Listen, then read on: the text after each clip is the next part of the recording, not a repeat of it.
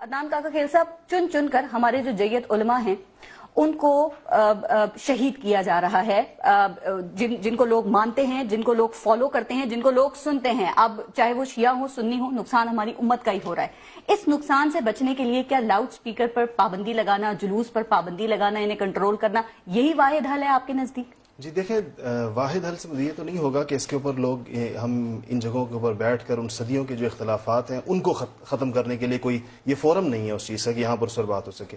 अब तो इस वक्त इसके इंतजामी हल तलाश किए जा रहे हैं और रियासत भी इस नतीजे के ऊपर पहुंची है। पूरे पाकिस्तान के तकरीबन कम व बेश तमाम चैम्बर ऑफ कॉमर्स इस पर मुत्तफिक हैं कि हमारे नुकसानात हो रहे हैं। बोल्टन मार्केट में हमारा अरबों रुपए का नुकसान हुआ, राजा बाजार में हमारा अरबों रुपए का नुकसान हुआ। आप रेफरेंडम करा लीजिए, आप यहाँ ताजरों के नुमाइंदों को बुलाइए। अहले सुन्नत का बड़ा हल्का जी, आप पूरे ताजर नुमाइंदों आप ताजरों के नुमाइंदों को बुलाइए, उनसे पूछें कि क्या आप अपने बाजारों को महफूज तस्वुर करते हैं इन दिनों के अंदर? क्या अपनी दुकानें जिसके अंदर आपकी उम्र भर की जमा पूंजी मौजूद होती है, क्या आप उन दुकानों के शटर गिराकर जब जाते हैं क्या आपको इसका इत्मीनान होता है कल ये आपकी रोजी का ठिया बाकी रहेगा या नहीं रहेगा? तो ये इस लिहाज से एक बहुत बड़ा मसला है। जिस तरह इन्होंने भी कहा, मजहबी आजादी पर पाबंदी लगा दी है। मजहबी आजादी नहीं, मैं चीज और इदारों वो वक्त भी आ गया, वो वक्त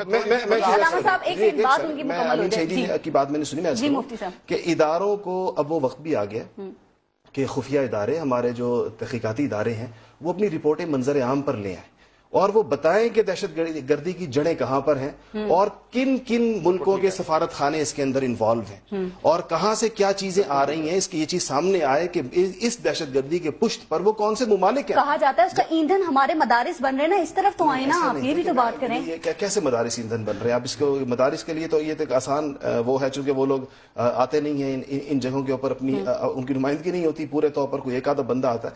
मदारिस कहां से इसका आपने ईंधन बना लिया? मदारिस 200 साल से इसी सुने इस खित्ते के अंदर, बात सुने, इस खित्ते के अंदर मदारिस इसी निसाब के साथ, ये मदारिस की जो शक्ल है, मैं 1400 साल की बात नहीं कर रहा, मैं इस मौजूदा सेटअप की बात कर रहा हूं, इसको 200 साल से ज्यादा का अर्सा हो गया।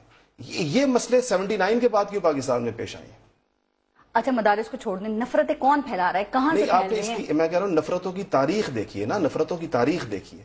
अभी कहा गया ना कि नफरतों की तारीख देखिए कि ये किस तारीख से पाकिस्तान में आई है और दाखिल कब हुई हैं, उससे पहले क्यों नहीं, ये 79 से पहले मसाइल क्यों नहीं पेश आए थे? तो ये मसाइल जब से हमें पेश आए हैं, इसकी हम तो ईंधन है, हम ईंधन है और मुल्कों के मुफादात हैं और बदकिस्मती से पाकिस्तानी अवाम उसके अंदर पिस रही है और आम बंदा उसको सफर कर रहा है। जो कायदीन है वो तो मुसल्ला मुहावजों के झुरमट के अंदर है, आम बंदा बेचारा सड़क के ऊपर है, ताजिर बेचारे की दुकान यूं खुला हुआ, उसका एक शटर पतला सा उसकी हिफाजत है वाहिद, रियासत भी उसकी तिजारत की हिफाजत नहीं कर सकी, कोई और भी उसकी हिफाजत नहीं कर सका। तो आज वो उन तबकात बेचारों को भी इसके अंदर, वो भी एक पार्टी है इसके अंदर, एक पूरा। आप बहुत अच्छी बात कर रहे हैं मुफ्ती साहब, और अल्लामा साहब, आप दोनों बहुत सारी बातों पर मुत्तफिक है ना, तो यही बात एक आम आदमी तक क्यों नहीं पहुंचा रहे? वहां डर क्यों है, वहां इख्तिलाफ क्यों है, वहां खौफ क्यों है? मुझे उसमें एक और चीज का भी ख्याल आता है बाज़ औक़ात कि ये इन चीजों ने और इन इख्तिलाफात ने वो जो निज़ाम निफाज इस्लाम का जो मुतालबा था उसको ऐसे पसे पुश डाल दिया कि देखे किन किन नॉन इश्यूज के अंदर पूरी की पूरी कौम इस वक्त बैठी हुई। एक जमाना था, कितनी तहरीकें जो इकट्ठी चलाई गई थी, कितनी तहरीकें थी जो पाकिस्तान के अंदर मिलकर चलाई गई, कितने कादियानियत का जो मसला था किस तरह पाकिस्तान में चलाया गया था और किस तरह उसके ऊपर एक मुत्तफिका फैसला किया गया।